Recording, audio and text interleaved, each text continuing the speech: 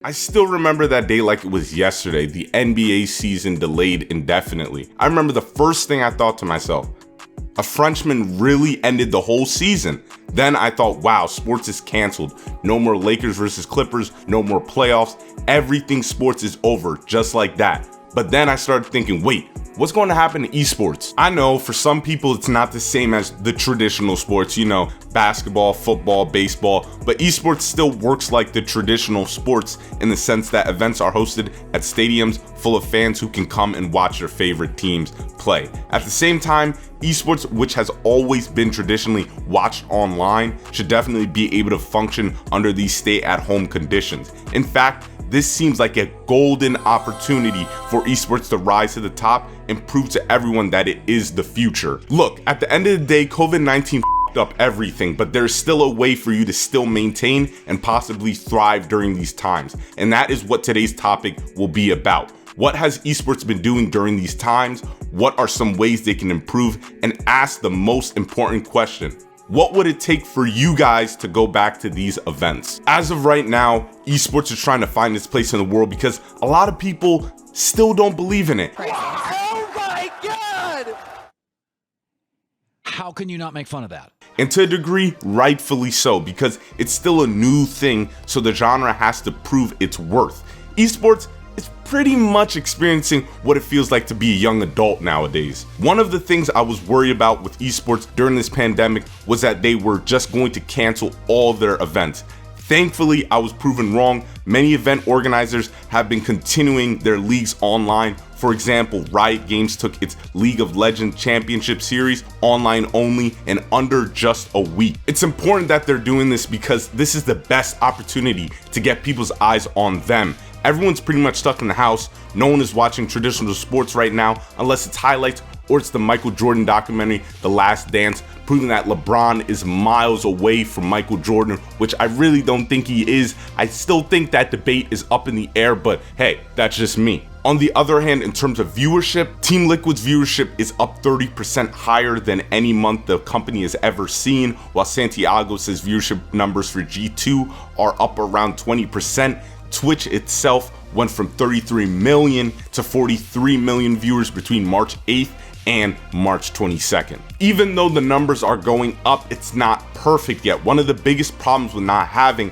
the actual event is it's hard to prevent cheating. Oh, and let's not forget being unable to play on LAN, because we all know the number one excuse for gamers is lag. But in this case, it's very viable. Internet speeds are slower because everyone is on it, and not to mention, everyone's internet speed is different. Despite these problems, the owner of Team Liquid, R. Hansett, says we can get there. We can do these things. We will be more resilient than a lot of these professional sports industries. But how long will it take?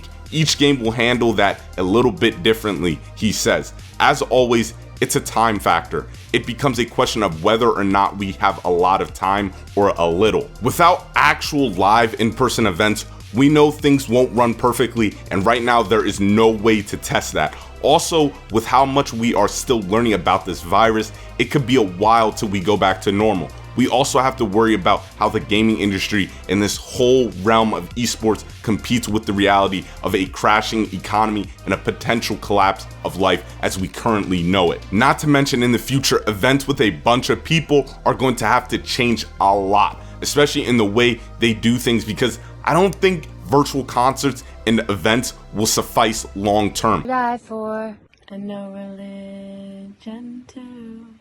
Imagine all the people. There's been too much money put into stadiums, too much money invested into getting fans to come out. With all that money involved, many of these venues are going to try to just go back to the way they've been operating to get money coming back in. But what's their plan for when they get all those people back in without a cure in sight? And with that being said, guys and girls watching this video, I ask you, do you think people will go back to the esports events anytime soon? I know for me to go back to these events, I gotta see that these event organizers are at least trying to promote cleanliness, because looking back at how things were, venues and even gaming stores are dirty as f. I need event organizers to clean everything and make sure everyone washes their hands. Like bathrooms need to hire those concierge people like what they have in expensive restaurants, so that when a person doesn't wash their hands, that person is just in the corner grilling at them because they just did something so foul. How are the venues going to keep people 6 feet apart for social distancing reasons? Most places are not set up to do this. Are we going to see limitations of how many individuals can be in these stadiums? Even thinking through this, what happens if you have 10 people in a room and even just one of them have corona? Right now, without a cure, I think everything is up in the air. I can't give enough credit to gaming companies pivoting to make more online accommodation for fans. We just have to have faith that they can fix the kinks and find ways to break into untapped pockets of attention to garner new fans. All in all, we just have to sit back and wait. In terms of the physical events, I predict esports is until 2022. Hell, who knows what happens next? None of this could have been predicted. We've been in this situation 5 months ago, so who knows what the next 5 look like. I hope it's for the better, but everyone for now, stay safe. Thank you guys for watching today's video, and I'll catch you guys on the next one. Peace.